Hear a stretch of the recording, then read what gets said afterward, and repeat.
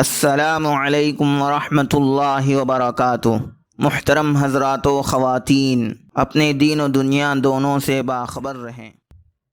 آج بروز جمعہ قمری اور ہجری کیلنڈر 1443 کے مطابق رجب کی تاریخ 23 ہے، 20/3 ہے، اور شمسی کیلنڈر 2022 کے مطابق فروری کی تاریخ 25 ہے۔ إن الصلاة كانت على المؤمنين كتابا موقوتا۔ بے شک نماز کا مومنوں پر اوقات مقررہ میں ادا کرنا فرض ہے۔ تو چلیے ہم نمازوں کا اہتمام شروع کریں اور اگلی 5 نمازوں کے اوقات نوٹ کر لیں۔ شہر کڑپا میں آج فجر کا ابتدائی وقت 5:20 ہے، 5:20 ہے، اور آخری وقت 6:32 ہے، 6:30 ہے۔ اس کے 1 منٹ بعد طلوع آفتاب ہے۔ جمعہ کا ابتدائی وقت 12:28 ہے، 12:20 ہے۔ عصر کا ابتدائی وقت 4:43 ہے، 4:40 ہے۔ مغرب کا ابتدائی وقت 6:27 ہے، 6:20 ہے۔ عشاء کا ابتدائی وقت 7:36 ہے، 7:30 ہے۔ عشاء کا آخری وقت 5:15 ہے، 5:15 ہے، اور سحری کا آخری وقت بھی یہی ہے۔ آج کی نصیحت بغور سماعت فرمائیں۔ بسم اللہ الرحمن الرحیم۔ دوستو، رسول اللہ صلی اللہ علیہ وسلم نے فرمایا، قرآن شریف کی تلاوت کیا کرو، اس لیے کہ قیامت کے دن یہ اپنے ساتھی یعنی پڑھنے والے کی شفاعت کرے گا۔ صحیح مسلم حدیث نمبر 1874۔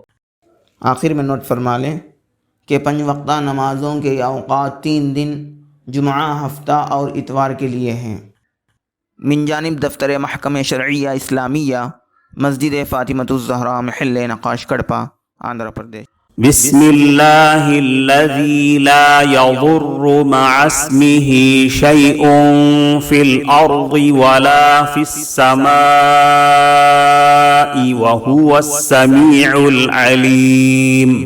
عزیز مکرم، ابو داؤد شریف کی روایت میں ہے، حضرت نبی کریم صلی اللہ علیہ وسلم فرماتے ہیں، جو شخص صبح سویرے یا رات کے وقت یہ دعا 3 مرتبہ پڑھا کرے تو اس کو کوئی چیز تکلیف نہیں دے گی۔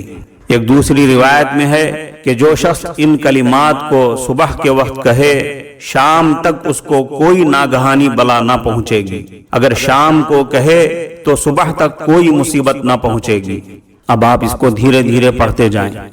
بسم اللہ الذی لا یضر مع اسمہ شیء فی الارض ولا فی السماء وہو السمیع العلیم۔ اس کا ترجمہ ہے، اس اللہ کے نام سے صبح یا شام کی جا رہی ہے جس کے نام کی وجہ سے کوئی چیز آسمانوں میں اور زمین میں تکلیف نہیں دے سکتی۔ وہ اللہ خوب سننے والا ہے اور خوب جاننے والا ہے۔ ایک روایت میں صبح شام کی ایک دوسری دعا بھی آئی ہے، اس کو بھی اس دعا کے ساتھ شامل کر لیں۔ اعوذ بکلمات اللہ التامات من شر ما خلق۔ اب آپ اس کو دھیرے دھیرے پڑھتے جائیں۔ اعوذ بکلمات اللہ